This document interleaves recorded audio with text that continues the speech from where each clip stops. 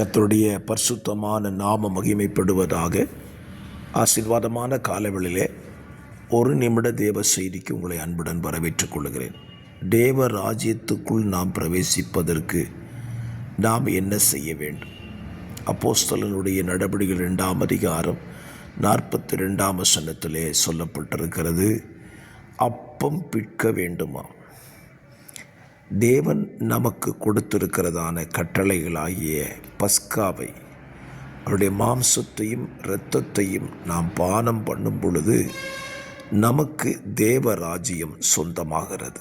இதைத்தான் ஆண்டவராகிய இயேசு யோவானிலே சொன்னார், என் மாம்சத்தை புசித்து என் இரத்தத்தை பானம் பண்ணுகிறவனுக்கு நித்திய ஜீவன் உண்டு என்று சொன்னார். ஆகவே தேவனுடைய ராபோஜனத்தை கடைபிடியுங்கள், தேவராஜ்யத்தை சுதந்தரித்துக் கொள்ளுங்கள். கர்த்தர் உங்களை ஆசீர்வதிப்பார்.